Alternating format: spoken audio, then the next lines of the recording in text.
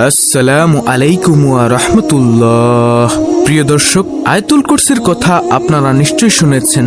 আয়াতুল কুরসির এমন 4টি আমলের কথা আজকের ভিডিওতে আলোচনা করব, যে 4টি আমল যদি আপনি দৈনন্দিন জীবনে করতে পারেন, ইনশাআল্লাহ মৃত্যুর পরবর্তী জিন্দেগিটা সুখময় হয়ে যাবে ইনশাআল্লাহ, এবং পরকালের জিন্দেগিতে আল্লাহ রাব্বুল আলামিন আপনাকে অবশ্যই জান্নাত দান করবেন ইনশাআল্লাহ।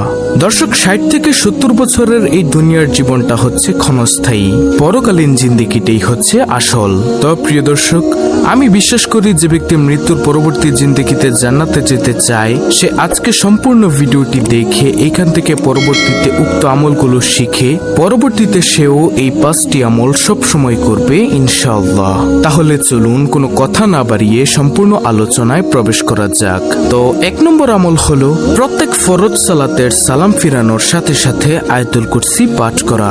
আবু উমামা রাদিয়াল্লাহু তাআলা আনহু থেকে বর্ণিত, নবীজি সাল্লাল্লাহু আলাইহি ওয়াসাল্লাম বলেন, যে ব্যক্তি প্রত্যেক ফরজ সালাতের পর আয়াতুল কুরসি পাঠ করবে, সে ব্যক্তির জন্য তার মৃত্যু ছাড়া আর অন্য কোনো কিছু জান্নাতে প্রবেশের পথে বাধা হবে না।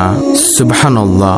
দর্শক, এই হাদিসের ব্যাখ্যা এটাই যে ব্যক্তি প্রত্যেক সালাতের পর আয়াতুল কুরসি পাঠ করবে, সে ব্যক্তি অবশ্যই মৃত্যুর পর সাথে সাথেই জান্নাতে চলে যাবে ইনশাআল্লাহ। উবাই ইবনু কাব রাদিয়াল্লাহু তাআলা আনহু থেকে বর্ণিত, তিনি বলেন, রাসূলুল্লাহ সাল্লাল্লাহু আলাইহি ওয়াসাল্লাম বলেন, হে আবুল মুনজির, তোমার কাছে আল্লাহর কিতাবের কোন আয়াতটি সবচেয়ে মর্যাদাপূর্ণ? তখন সেই সাহাবী বলেন, আল্লাহ তার রাসূল সাল্লাল্লাহু আলাইহি ওয়াসাল্লামই ভালো জানেন। তিনি আবার বলেন, অর্থাৎ নবীজি সাল্লাল্লাহু আলাইহি ওয়াসাল্লাম আবার বলেন, হে আবুল মুনজির, তোমার কাছে আল্লাহর কিতাবের কোন আয়াতটি সবচেয়ে মর্যাদাপূর্ণ? তখন সেই সাহাবী বলল, আল্লাহু লা ইলাহা ইল্লা হুয়াল হাইয়ুল কাইয়ুম, অর্থাৎ আয়াতুল কুরসির আয়াত। তখন নবী সাল্লাল্লাহু আলাইহি ওয়াসাল্লাম উক্ত সাহাবীর বুকে হালকা আঘাত করে বলেন, হে আবুল মুনজির, তোমার এই জ্ঞানটুকু আনন্দদায়ক হোক। সুবহানাল্লাহ। তুমি সত্যি বলেছ, পবিত্র কুরআনুল কারীমের সবচেয়ে মর্যাদাপূর্ণ আয়াত হলো আয়াতুল কুরসি। আল্লাহু আকবার। প্রিয় দর্শক, আমরা এই আয়াতুল কুরসি শিখার চেষ্টা করব ইনশাআল্লাহ। আবু হুরায়রা রাদিয়াল্লাহু তাআলা আনহু থেকে বর্ণিত, তিনি বলেন, রাসূল সাল্লাল্লাহু আলাইহি ওয়াসাল্লাম বলেছেন, প্রতিটি বস্তুরই উঁচু চূড়া আছে, আর পবিত্র কুরআনুল কারীমের উঁচু চূড়া হলো সূরা আল বাকারা।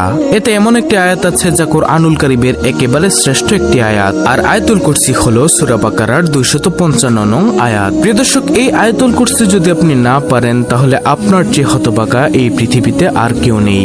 আজকের ভিডিও থেকে আমরা অবশ্যই আয়াতুল কুরসির এই আয়াতটি শেখার চেষ্টা করব এবং এই 4টি আমলকেও শেখার চেষ্টা করব ইনশাআল্লাহ। তারপরে 2 নম্বর আমল হলো আবু লায়লা রাদিয়াল্লাহু তাআলা আনহু থেকে বর্ণিত, তিনি বলেন, আমি নবী সাল্লাল্লাহু আলাইহি ওয়াসাল্লামের নিকট বসে থাকা অবস্থায় এক বেদুইন তার কাছে এসে বলল, আমার এক অসুস্থ ভাই আছে। তিনি বলেন, তোমার ভাই কি রোগে আক্রান্ত? সে লোকটি বলল, কোনো কিছুর কুপ্রভাব। তিনি বলেন, অর্থাৎ নবীজি বলেন, তুমি যাও এবং তাকে আমার কাছে নিয়ে আসো। তখন সে গিয়ে তার ভাইকে নিয়ে এলে তিনি তাকে নিজের সামনে বসান, অর্থাৎ নবীজি সাল্লাল্লাহু আলাইহি ওয়াসাল্লাম তাকে নিজের সামনে বসান। তখন আমি শুনতে পেলাম তিনি সূরা ফাতিহা, সূরা বাকারার প্রথম 4 আয়াত, মধ্যখানের 2 আয়াত, 163 ও 164 নং আয়াত, আয়াতুল কুরসি সূরাতুল বাকারার 255 নং আয়াত এবং সূরা বাকারার শেষ 3 আয়াত এবং সূরা আলে ইমরানের একটি আয়াত। তিনি বলেন, আমার মনে হয় 18 নং আয়াত পড়েছিল এবং সূরা আরাফের 1 আয়াত, 54 নং আয়াত, সূরা মুমিনের 1 নং আয়াত, 117 নং আয়াত, সূরা জিনের 1 নম্বর আয়াত, 3 নং আয়াত, সূরা সাফাতের প্রথম 10 আয়াত ও সূরা হাশরের শেষ 3 আয়াত, 22, 23 ও 24 আয়াত, সূরা ইখলাস, সূরা ফালাক ও সূরা নাস পড়ে তাকে ফু দিলেন। তাতে বেদুইন এমন ভাবে সুস্থ হয়ে দাঁড়ালো যে তার আর কোনো রোগই অবশিষ্ট নেই। সুনানে ইবনে মাজাহ শরীফের হাদিস।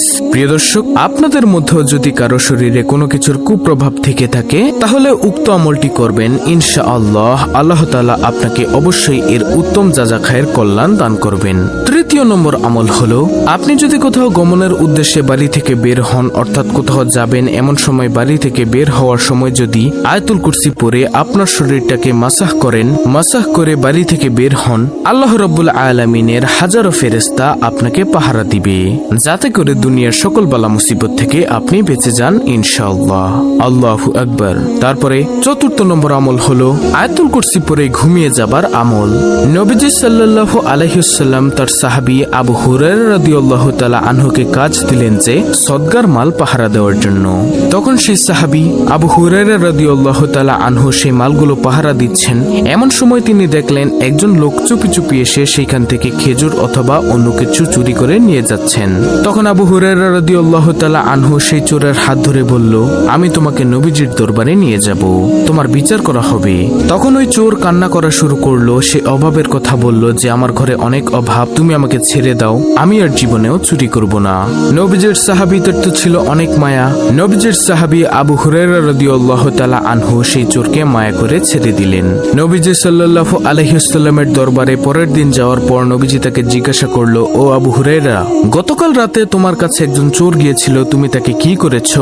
নবীজির সাহাবী বলল, হে নবী, আমার অত্যন্ত মায়া হয়েছিল তার প্রতি, কারণ সে অভাবের কথা বলেছে, কান্না করে দিয়েছে, তাই আমি তাকে ছেড়ে দিয়েছি। নবীজি বললেন, সে মিথ্যা বলেছে, দেখবে সে আবার আসবে। পরের দিন সেই সাহাবী আবার পাহারা দিচ্ছে। এমন সময় দেখলো আবার সেই চোর আসলো। তখন নবীজির কথা মতোই সেই চোরকে নবীজির সাহাবী ধরে ফেললো, বলল, আর আমি তোমাকে ছাড়বো না, কারণ তুমি ওয়াদা ভঙ্গ করেছো, তোমাকে আমি নবীজির দরবারে নিয়ে যাব। তখন সেই চোর বলল, আমি আর জীবনেও আসবো না, আপনি আমাকে ছেড়ে দিন। আমি বললাম তো আমি আর জীবনেও আসবো না। আরে ভাই, আমার অনেক অভাব, এজন্যই আমার আসতে হয়। তখন নবীজির সাহাবী তাকে আবার ছেড়ে দিলেন। পরের দিন নবীজির দরবারে গেলে নবীজি জিজ্ঞাসা করলেন, ও আবু হুরায়রা, তুমি গত রাতের চোরকে কি করেছো? তখন নবীজির সাহাবী বলল, আমি তাকে আবারও ছেড়ে দিয়েছি, সে অভাবের কথা বলেছে, তাই মায়া হয়েছে, আমি তাকে ধরে রাখতে পারিনি, মায়ার কারণে আমি তাকে ছেড়ে দিয়েছি। নবীজি সাল্লাল্লাহু আলাইহি ওয়াসাল্লাম বলেন, ও আবু হুরায়রা, সে আজকে রাতে আবার আসবে। তখন নবীজির সাহাবী খেপে গেলেন এবং বললেন, কি, আমি তাকে 2বার 3বার ছেড়ে দিলাম, তারপরও সে আবার আসবে? আমি তাকে আজকে রাতে ধরবই। তখন নবীজির সাহাবী আবার পাহারা দিচ্ছেন রাতের বেলায়। এমন সময় সেই চোর আবার আসলো। তখন নবীজির সাহাবী চুপি চুপি গিয়ে তাকে ধরে বলল, আর তোমাকে ছাড়া হবে না, তোমাকে আমি আজকে আটকে রাখবই, তুমি একেবারে আজকে আর যেতে পারবে না।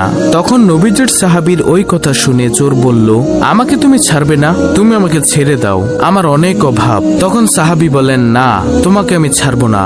তখন সেই সাহাবীর কথা শুনে ওই চোর বলল, আমি তোমাকে একটি আমল শিখাবো, তুমি আমাকে ছেড়ে দাও। নবীজির সাহাবী বলল, কি সেই আমল?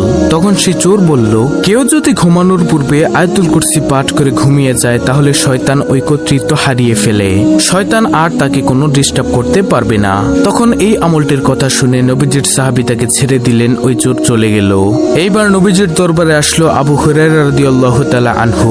নবীজি জিজ্ঞাসা করলেন, ও আবু হুরায়রা, গত রাতেও তো চোর আবার এসেছিল, তুমি তাকে কি করেছো? তখন বলল, ও নবী, সে আমাকে একটি আমল শিখিয়েছে, যার কারণে আমি তাকে ছেড়ে দিয়েছি। নবীজি বললেন, কি সেই আমল? তখন নবীজির সাহাবী বলল, ওই আমল। সে বলল, যে ব্যক্তি আয়াতুল কুরসি পড়ে ঘুমিয়ে যায়, তাকে শয়তান কোনো ক্ষতি করতে পারে না। তখন নবীজি সাল্লাল্লাহু আলাইহি ওয়াসাল্লাম বলেন, ও আবু হুরায়রা, সে সত্যিই বলেছিল। আল্লাহু আকবার। অর্থাৎ কোনো ব্যক্তি রাতের বেলা আয়াতুল কুরসি পড়ে ঘুমিয়ে গেলে শয়তান তার কোনো ক্ষতি করতে পারে না। সুবহানাল্লাহ। প্রিয় দর্শক, আয়াতুল কুরসির যে 4টি আমলের কথা আমি ভিডিওর মধ্যে বলে দিয়েছি, সেগুলো আপনারা করবেন, ইনশাআল্লাহ আপনি উক্ত ফলাফল পেয়ে যাবেন। অত্যন্ত গুরুত্বপূর্ণ একটি ভিডিওটি ভালো লাগলে অবশ্যই চ্যানেলটিকে সাবস্ক্রাইব করে পাশে থাকা বেল বাটন অল বাজিয়ে দিবেন। ভিডিওটিতে একটি লাইক দিবেন এবং কমেন্টে আমিন লিখবেন এবং অন্য মুসলিম ভাই বোনদের কাছে ভিডিওটি শেয়ার করে দিবেন, যেন তারাও দেখে শিখে এই আয়াতুল কুরসির আমলটি করতে পারে। আল্লাহ রাব্বুল আলামিন আমাদের সকলকে আয়াতুল কুরসির আমল করার তৌফিক দান করুন। আমিন।